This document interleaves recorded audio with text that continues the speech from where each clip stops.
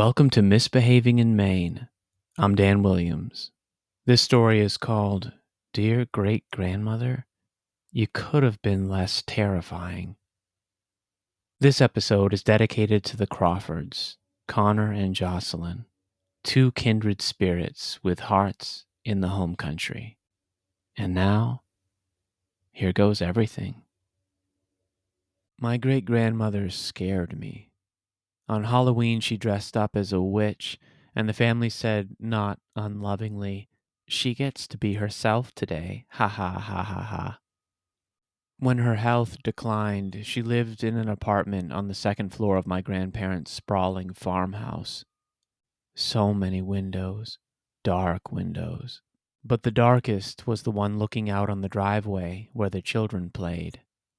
Her window. Yes, all the other windows were dark, but great-grandmother's was darkness itself. It was the dark of black ice, and when we played too loud, when we made the mistake of letting the basketball touch the ground, or laughing with our mouths open, we would hear it. Knuckles on glass.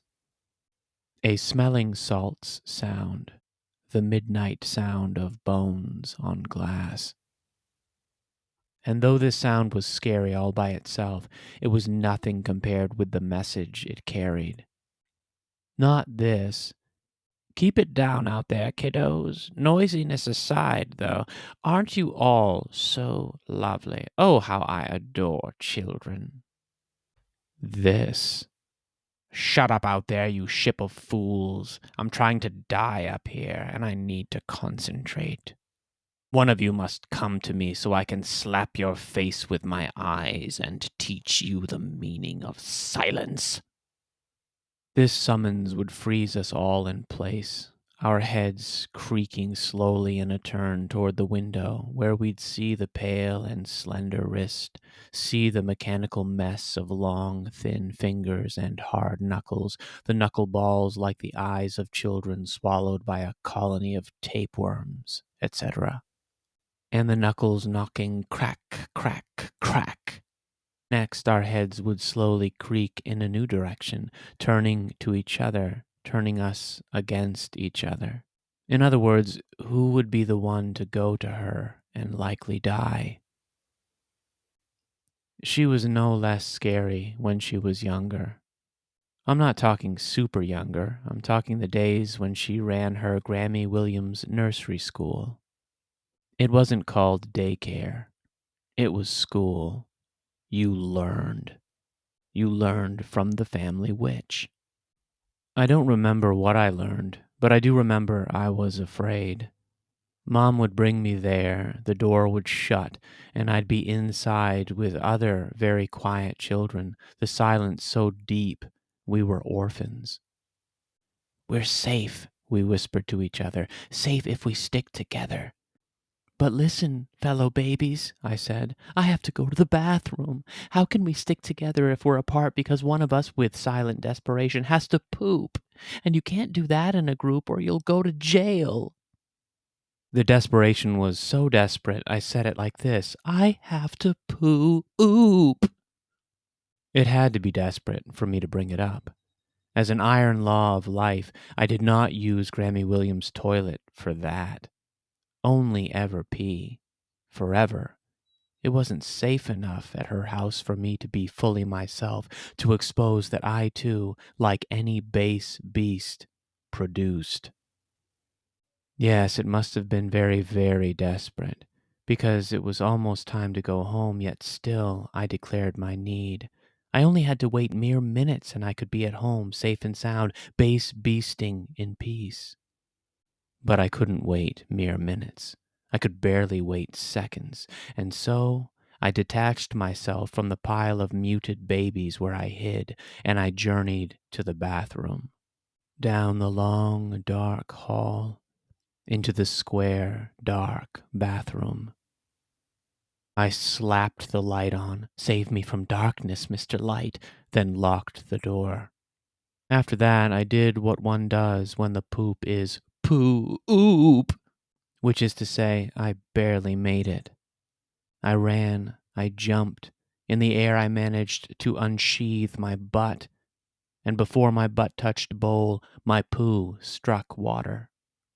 Bullseye, baby. This is the closest I ever came to being a gunslinger.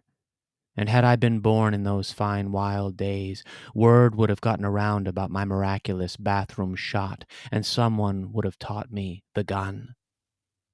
"Son," says the town, "wanna be the greatest lawman this here world has ever beheld?" The greatest outlaw, but yes. "Then let us educate thy hands. You shall be the angel of death, if those hands can sling, even half as fast and accurate as thy buttocks." The moment the insanity of bathroom need left my mind and body, I was me again, a boy whose sensory equipment could be dedicated to other things, such as noticing something so shocking and horrible it took me a long time to notice anything else. What I noticed was the worst possible thing to notice when you're young, hovering over a steaming hill of human nature and in the clutches of a great-grandmother as scary as mine. No toilet paper. None. I trembled and sweat as I stared at that empty tube, that despair-colored paperboard core. It hung on a horizontal spool, which is normal, but this spool was made of wood, hand-carved by a witch in the woods, using only a shin bone sharpened into a knife, the bone of a boy born so wicked that stinking sin slipped from his body twice daily. I, like that long-lost boy, was doomed. But to be fair to me, this may have been only my second week of being old enough to use a bathroom for its second purpose, all on my own. Previously, I would let her rip, let fly, and when it was all over, I'd call out, "Mom, I'm done." Then Mom would come and clean me up.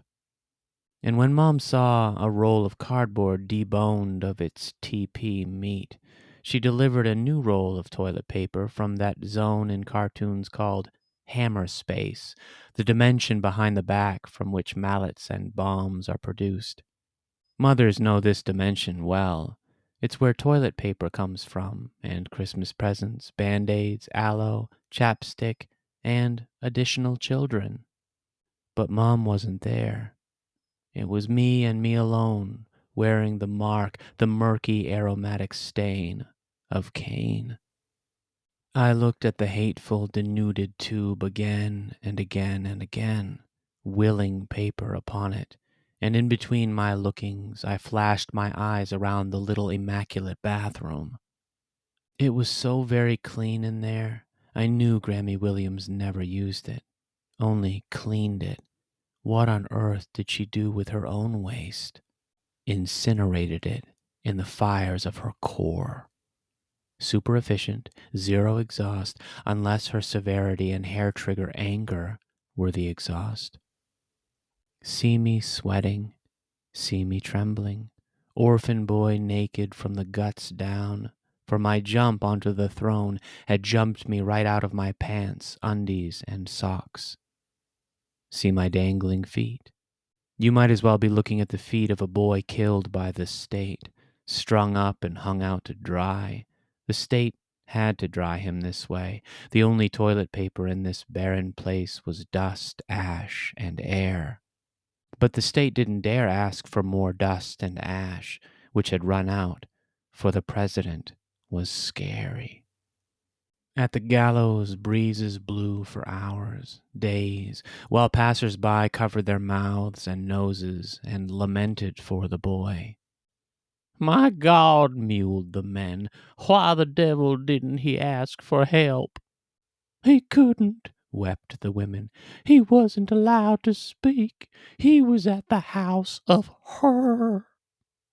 There I sat. Probably I prayed, and incorrectly. Not to God, a prayer to my mother. "Mommy, I'm done, and I'm screwed. Help." Does God hear the prayers that aren't for him? The answer is this: No toilet paper arrived magically, so no, he does not. What do I do? What do I do? What do I do? What do I do? What do I do? What do I do? And time was running out. It wouldn't be long before Grammy Williams glided down the hall like apple flesh down the throat of Eve. Her fist would rise, a fist as bitterly hard as a claw tub's fist with nothing to grip. Not a fist at the end of her wrist, but a cosmic event, a vortex plugged, suffocated by a galaxy of big knuckles. Crack on the door, crack, crack. But she didn't knock. Not yet. I held my breath and listened for her. Only silence. Once more I looked at the bald TP tube. There is no God.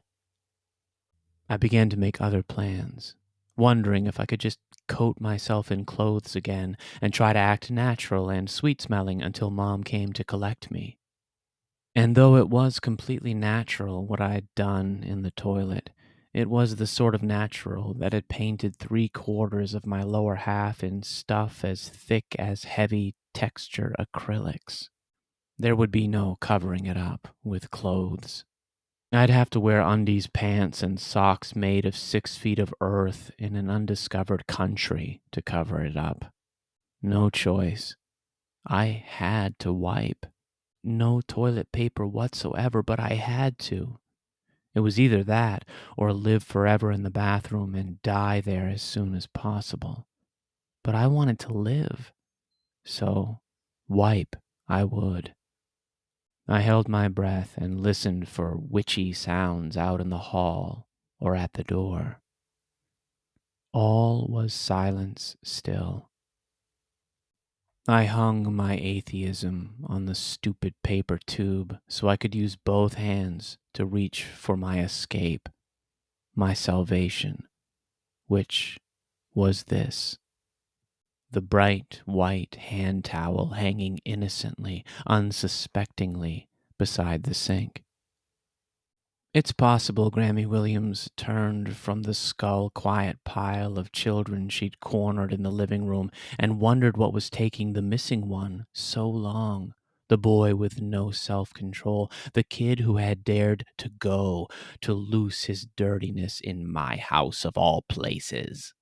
She turned. She lifted right out of her long pointed shoes, her feet dangling, toes dragging down the hallway. Then she heard it. The flush flushing, the sink sinking, the bathroom door opening, and out walked a boy in all his clothes. A boy with a face of stone. He's hiding something, Grammy thought. He looks like he sneezed and swallowed a demon. Are you all right? She said. Thank you, I said, not knowing what else to say. I passed her by in a clean leap. I joined the others in their quaking huddle. I did not breathe. I waited for Grammy to float the rest of the way down the hall and into the bathroom. I waited for her scream. Down the hall she went. I listened. I would never breathe again. No scream, not yet, but here it comes. However, and to my shock, she returned to the living room without a sound. I almost breathed again, but suddenly her arm lifted, her 13-knuckled finger shot out, then curled, calling me toward her. The miserable hill of babies betrayed me by expelling me from their number. I stood before Grammy Williams, that image of God in a long black dress. You, she said. The tears were close. A scream was closer. Yes, me. I am the one. Today I die the death. Remember me, babies. Live better than I could. Never poop. It's not worth it. Yes, she said, you. I swallowed. My throat had only the echo of hope to swallow. But I did it. It's all I could manage. Then she said it. You left the light on. My soul collapsed into the arms of everlasting relief. I don't remember what I said to her accusation. Maybe, sorry, who knows? I don't remember what happened after either, though I do know Mom arrived soon and took me home. On the little car ride to our house, we had a conversation typical for mothers and sons. Well, Dan, how was. I didn't poop even once. Oh, okay. Do you need to go? No.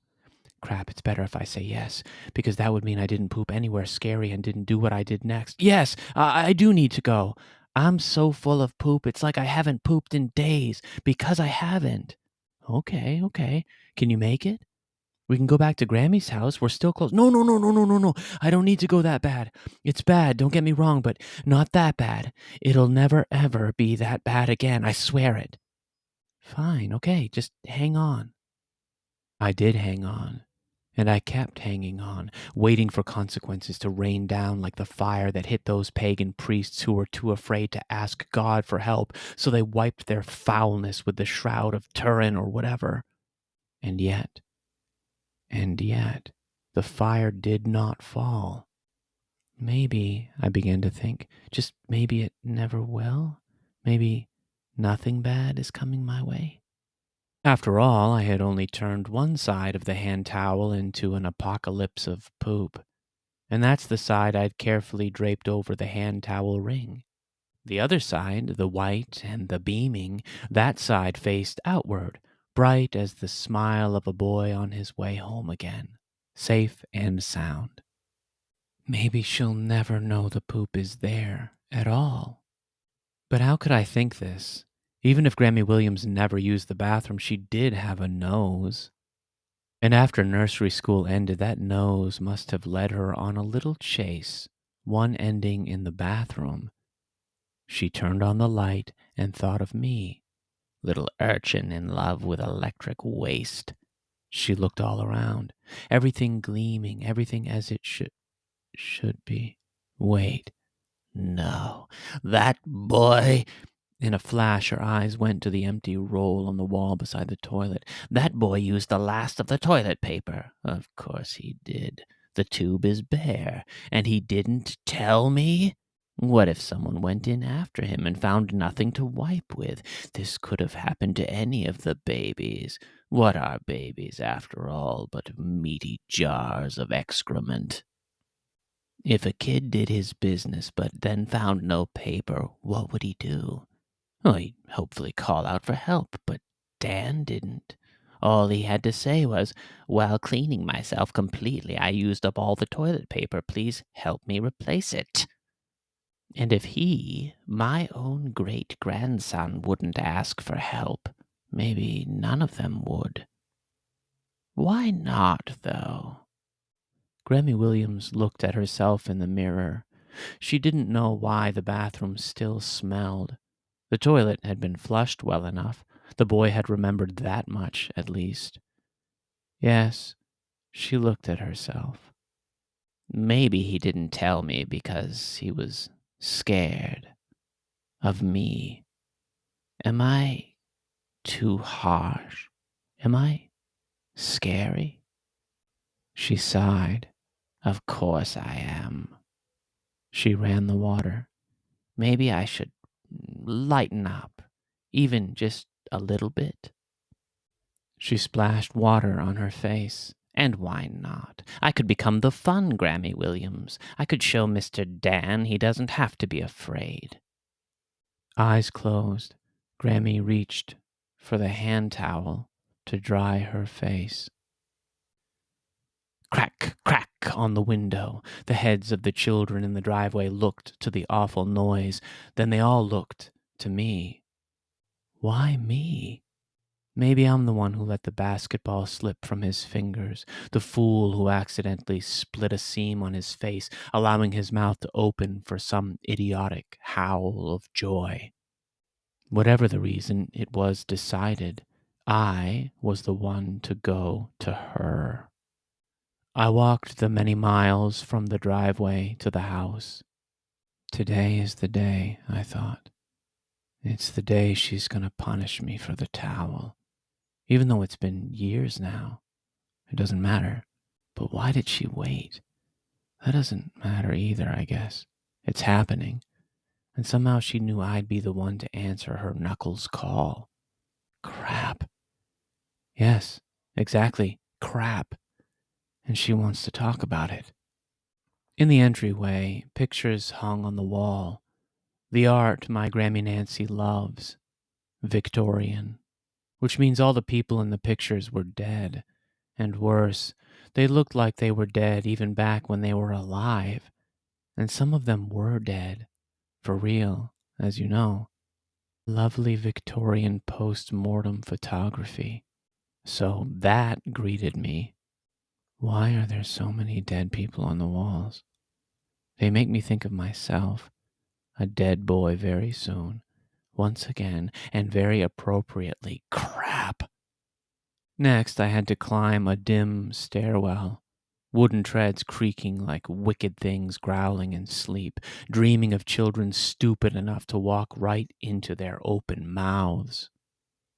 Maybe I can fall down the stairs and die. No time for that. You're dead already. Very soon, my friend, you'll be just another picture hanging on Grammy Nancy's walls. At the top of the stairs, I lifted my hand to knock on the dreaded door. Maybe I'll just say it.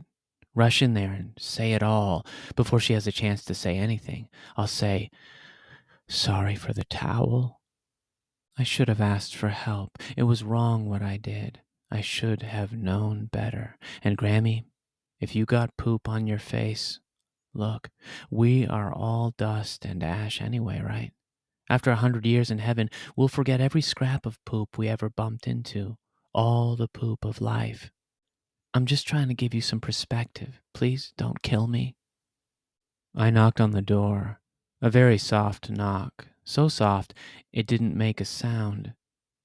I'm not even sure my tender and lifelike knuckles touched the door. But she heard anyway. Come in, she said. In I went. There lay Death in the chair beside the window, my great-grandmother, Grammy Williams. The air above her head twisted into the pointy hat of witchcraft. Through the window beside her, I heard the sounds of my brother and sister and so many cousins playing, which meant dead silence. How I longed to be there with them.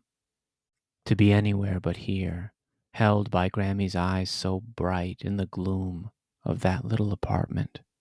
Those eyes that grew brighter as her body fell to pieces, as if her eyes were all the lives on a sinking ship, huddling at the highest point while the rest plunges into the dark.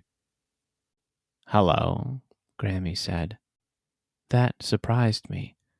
A greeting, and a nice one? At the very least, it wasn't a snarl. Hi, I said. She smiled, and that really surprised me. She pointed at the window. A little quieter, please. Okay. We looked at each other for a moment. Then she nodded, and I left. I left a very confused young man. Not a word about the towel. Not that day, anyway. And guess what? Not any other day either. That's right. The thing I did in the bathroom never came back to bite me in half. Days and months and years went by. The death of Grammy Williams came and went. I guess I got away with it. Look, here's what I know. Once upon a time, I covered my great-grandmother's hand towel in poop, then hid the evidence. And I never got in trouble for it. Ever. Because, let's be honest, she had a lot of walking babies in that nursery school of hers, little lives stuffed to the gills with poo. It could have been any of us who took up the towel. It could have been all of us. No one would have dared to ask for help. Still, it's confusing. Grammy Williams must have wondered who it was. She had to, but she never did what you might expect. Interrogate. Baby by baby beneath screaming lights. Confess! Grammy waves the towel in the baby's faces, then reads the faces, studying for signs of guilt and shame. Nope, she never did. She took the awful mystery by the corner, then dropped it into the garbage can, and that was that. Because she wasn't so horrible? Because she did regret being so scary? Or maybe because she remembered, oh no, I used the last of the paper. I forgot to replace it. A bit of all three reasons? Anyway, Grammy sat by the window, broken body and bright eyes. We had our little exchange, our greeting, her request and my departure. And all the way down the growling stairs, through the entryway of the dead, and over the many miles back to the games, I thought, she's supposed to be mean. She's supposed to be terrifying. She is terrifying. But if that's true, then who is that woman I just talked to? The one who seems sad, not mad. The one who seems so lonely. It's like she knocked on the window just to say hello to someone. Who is that woman in Grammy Williams' room? This has been Misbehaving in Maine. See you next time. And remember, you may be wicked, you may be weird, but you're not alone.